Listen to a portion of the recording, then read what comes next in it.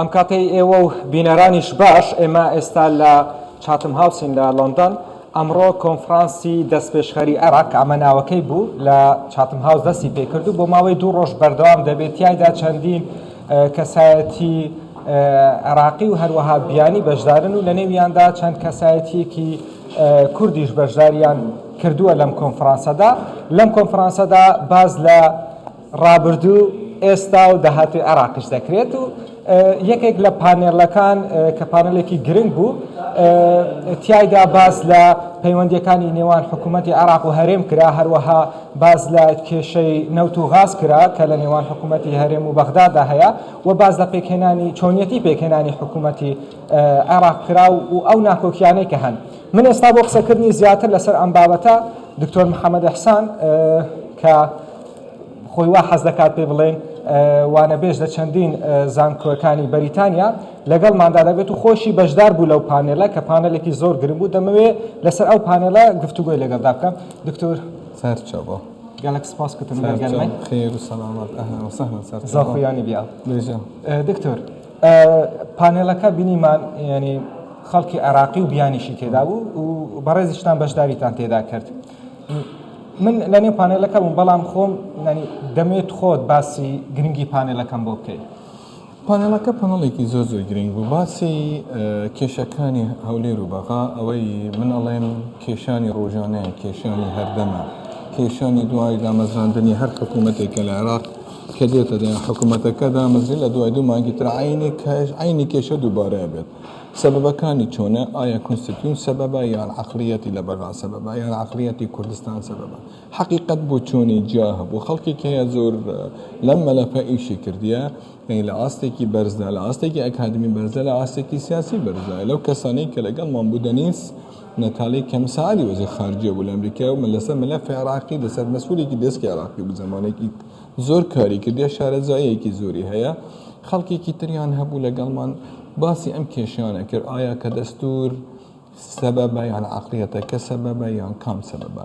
بۆ چوونەکەی خۆمان من خۆمەڵێم ئەم کێشەیەکی گەلێک درێژخایەنە زەریبانە حەلکردنا بێ کێشێ هاوڵاتیە نۆرماڵ دەتن ڕاستی ئەم کێشەش حەجمی خۆی طەبیعی زیاتر وەرگرتیە. هەمین سیستەمێن فیدراڵ تەقسیمە سوڵتێ و دەسەڵاتێ ئەساسێوەیە بەس لە عێراقی هەندێ تێپەڕی سەبەب اجبر نظامێکی فدرالتە هەیە تا خەلکی عەقلیەتێکی فدرالی نییە.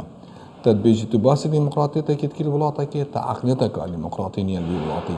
ئەم کێشە بدوو بەردەوام باسی کە یعنی ئەو کەبەرێ زۆر ئەو مۆزوعە من سەرتا ئاخر بەحسی دەستوری و تەصحیح هەست.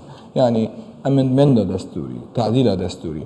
بۆ من بخۆ ئەدبێژم تعدیلە دەستوری عێراق نەعەود لە دەستوریدایە. دەستور نهاتە تطبیقکردنی حتا تو بێژی غەڵەتە یان غەڵەت نییە. چێنابە تو دەرمانێکی بخۆش بەری تو بێژی ئەف دەرمانە خراپە ئان نەخراپە هەگەر هات بێت ئەپروفکردنێ تو بێژی ئەڤی دەرمانی دێ گهۆڕم.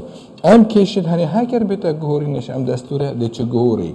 هەندە تش هەنە بچوونە مەبخۆکری لە گۆڕینا دەستوری کوردستانەیە. ئەو ڕۆژەمە گوتی 75% محافظە ئەوی کاتی ئەم غەبی نەبین ئەمەزانیان باسی چ بکەین. مەزانی ئەڤرو دێت. ئەڤرو هەگەر هات ئەف حالە دێبیت. ئەف حالە دەبێتش بەر هەندێکی لە کوردستانی بی. ئەف مۆزوعەتەکەی مۆزوعەت سەرەکینە. مۆزوعێکی تری زۆر سەرەکی کە بۆ من جێ پرسیارێ ئەڤرو شەڕێ غەزە و موقف عێراقی. يعني هكا تبي بري خبدي بوچون جا هنا خلك كي هيد بيت كلاشينكوف اخرى كتب تاع اردن سوريا سا شريب كت خلك كي ترتهد بجتنا خير ما كارمانينا بمساله كي فلسطيني بعدا خلك كي ترتد بيت عراقي او تشتكي بس اما اب موضوعات هنا تولد اساسيه ببانالي بوينا دكتور دميشتكي ديكات لي بپرسم اما بینیمان لە کاتی پێکهێنانی حکوومەتی دەسۆرمانجی داخەبی ئەن کرمانجیان سوورانی کرد بە سۆرانی قسە دەکەم ئاساییە تاکیش کرد هەردوو مشکلم نییە. بینیمان ینی خەڵکێک تێدا بوو لە ئەکادمیستە عێراقیەکان خەڵکی تێدا بوو ڕیسێرچەری عێراقی تێدا بوو هەروەها ینی ئەوانەی تێدا بوو کە پۆزیشن با بڵێن پلیان هەیە لە نێو حکوومەتی عێراقی.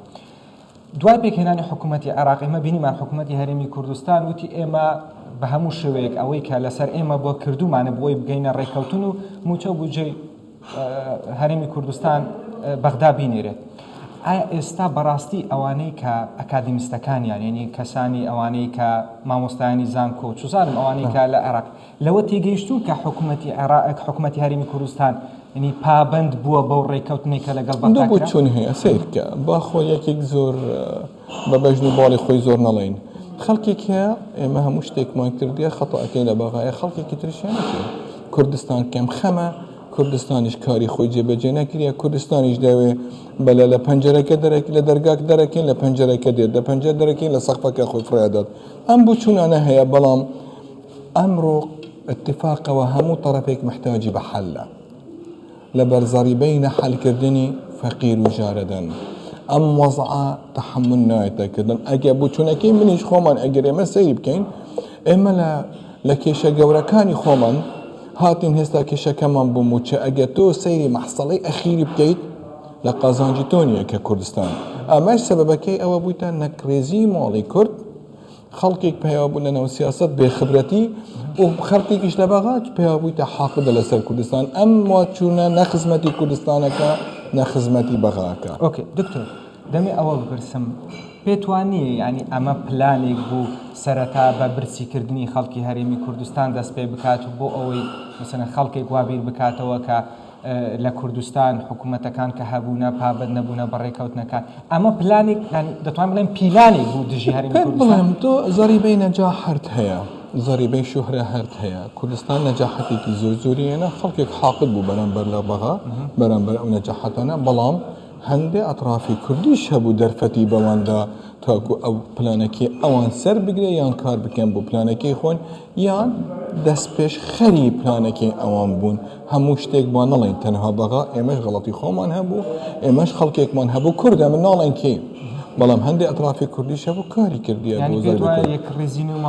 ڕێکنازی لە نۆماڵی کورد ئەمە هەموو زەریبەکەی ئەوە و جارێکی تریش دەڵێن ئەگەر کورد ماڵی خۆی ڕێک نەخات جارێکی تر حەقیقەت زەریبەکەی دوور نییە قورستر بێت تاکو قەوارەی هەرێمی کوردستانیش لە خەتەردا بێت لە دوای گۆڕانکاریەکانی جیهانی دکتۆر دواهەمین پرسیار بە کورتی بۆچوونی ئەوان چییە ینی عێراقیەکان ئەوانی کە بەشدار بوون لەم پانەیرە لەبارەی ئەو هێرشانی کە گروپە چەکدارەکان لە عێراقەوە ینی هێرش دەکەنە سەر ئێستایل چ بە گوتن بێت چ بە شەک بێتن ئایا کارگیریەکانی لەسەر عێراق و هەرێمی کوردستان چی دەبێت بۆچوونی ئەوان چی بوو سیرکە حەقیقەت بۆچوونی زۆربیان ئەوەیە بێنەوە ئێمە بەشێک نەبین لەم شەڕە حتا شیعەکانیش ئەوانەی ساحب عەقڵن ئەوانەی کە پیاوی ینی تۆڵێک نین کۆنتڕۆڵەکەی کۆنتڕۆڵی مێشکی لە تەهران نەبێ هەمویان بۆچوونەکەیان ئەوەیە بە حەلکە ئێمە مەشاکلی زۆر زیاتر و گرنگترمان هەیە لە عێراق و لە کوردستان حەل بکەین تاکو خۆمان کەپۆمان بخەینە ناو کێشەی فڵستین یا غەزە